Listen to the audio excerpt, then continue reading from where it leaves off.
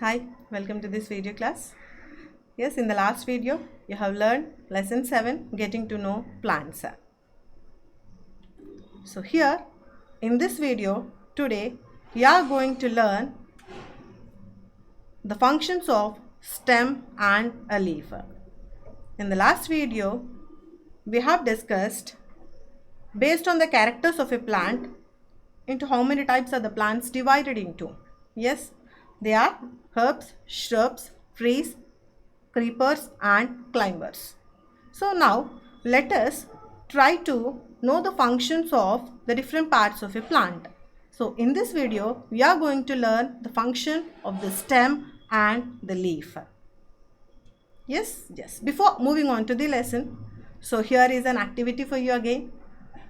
You just perform this activity by yourself to know the function of a stem. For this, you just take a glass, fill it with 3/4 of water, try to collect one herb. You just cut the root system of that herb and try to place the stem in the glass beaker consisting of water. In this water, try to add 2 or 3 drops of red ink. You just leave it for few hours, or on the next day you just try to observe the herb, the stem that you have placed in the glass. Could you see few patches of red color over the stem or on any part of this stem that you have placed? Yes, you can observe few red color patches over this plant. Okay, so from this activity you are going to learn that the stem here, the water, it just moves up the stem. In the sense, the stem conducts water. Here stem is acting as a mediator to just carry on that water from root system to different parts of a plant. So that you can know it better by doing this activity. So perform that activity and see whether you could see few patches of red over the leaves or on the different parts of the stem. So it is very clear from that activity that stem conducts water. When we apply water to the plant, the minerals which are present in the soil, they get dissolved in the water and that water is carried to the plant. So the minerals dissolved in water move up in the stem along with the water. Now the water and minerals, they just go to leaves and other plant parts which are attached to the stem through the narrow tubes inside the stem. And these narrow tubes are called as xylem vessels that you are going to learn in your higher classes. So the xylem vessels which are present in the stem helps in the conduction of water from the root system to the different parts of a plant. So the main function of the stem here is to conduct the water where minerals along with water just move on to the different parts of a plant. Yes, now let us see what are the different parts of a leaf and what function it does in a plant. So here in the picture you can observe the leaf. So if you want a clear idea about this, you just try to bring few leaves, try to observe them carefully. So here observe how the leaves are attached to the stem. So here you can see at the base, which is called as the leaf base. So the part of the leaf by which it is attached to the stem is called as petiole. So it is with the help of the petiole, the leaf, it gets attached to the stem. And the broad green part of the leaf in the center part completely, this is called as lamina. Okay, so the leaf is attached to the stem with the help of the petiole and the center part of the leaf, the broad green part of the leaf, is called as lamina. Now, so as to understand the shape of a leaf clearly, here is an activity again.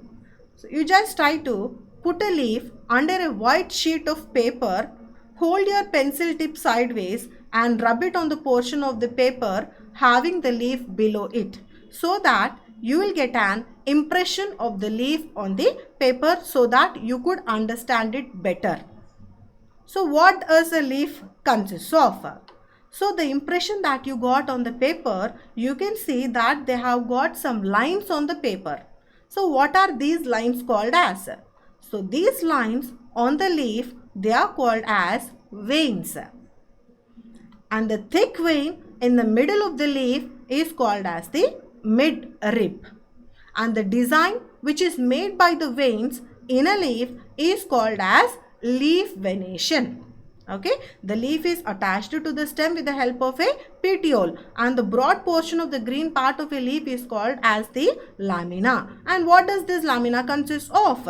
So you can observe few lines, and these lines over the leaf are called as the veins, and the thick vein in the middle of the leaf is called as the midrib, and the design which is made by the veins in a leaf, it is called as leaf venation.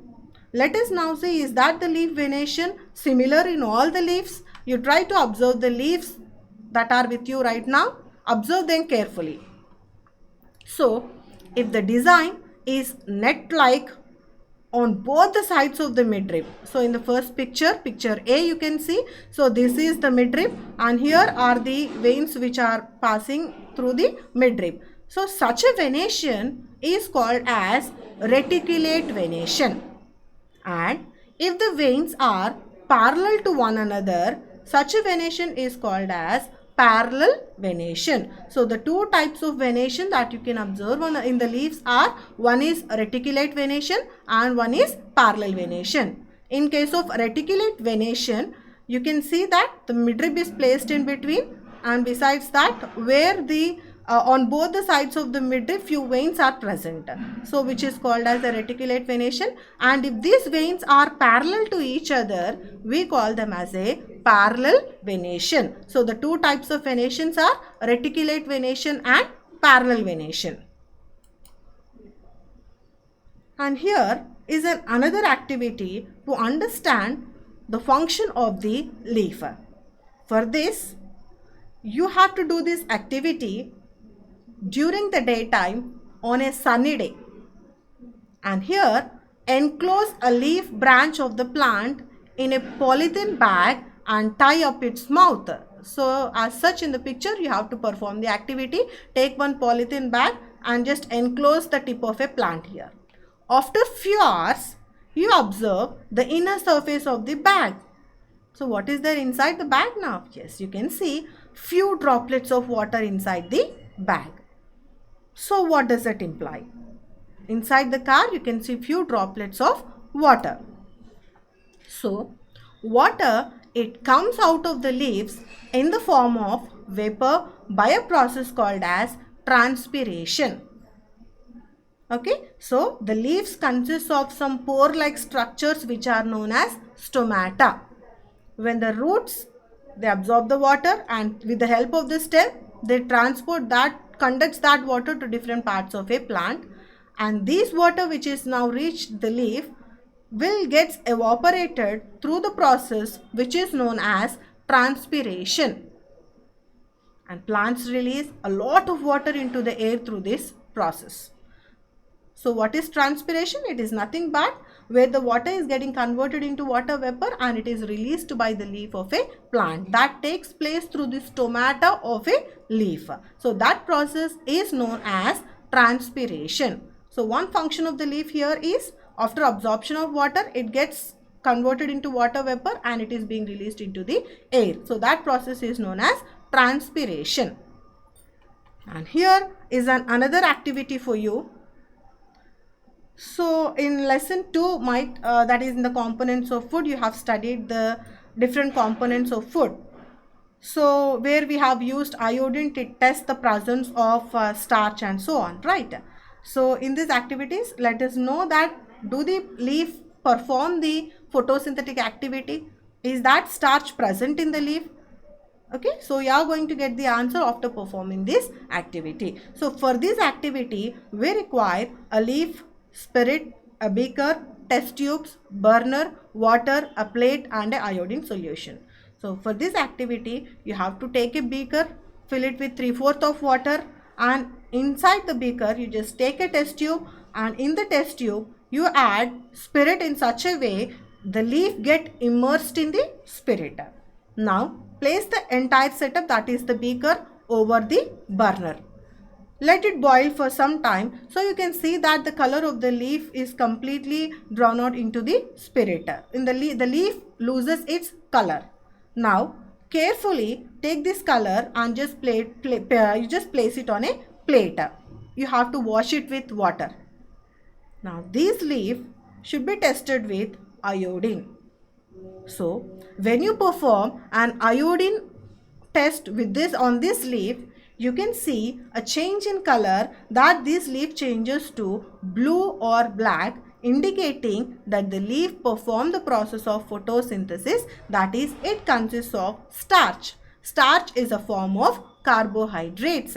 So you have already studied in your earlier classes that leaf is called as the food factory of a plant. So food is prepared in the leaf.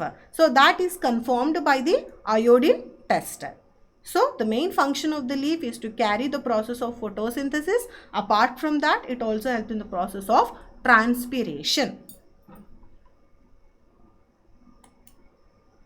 So here the leaves prepare their food in the presence of sunlight and a green colored substance present in them.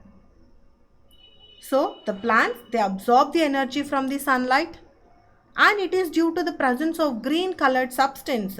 So what is it called as? It is called as chlorophyll. Due to the presence of chlorophyll in the leaf can absorb the sunlight, the energy from the sunlight.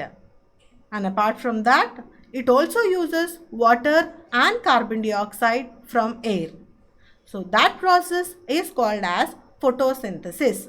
By using all these materials such as water, carbon dioxide and energy from the sunlight, and due to the presence of the chlorophyll pigment in the leaf, it can prepare its own food. So that process is known as photosynthesis. So during the process of photosynthesis, oxygen is given out in this process. So oxygen, we inhale oxygen. The survival of our lives is due to inhalation of the element which is known as oxygen present in the gas, that which is given out by the plants. The food prepared by leaves gets stored in different parts of a plant. So the stem helps in the conduction of water to the different parts, and also the food which is prepared in the leaf is being transported to different parts of the plant with the help of the stem. Thank you. Meet you in the next video.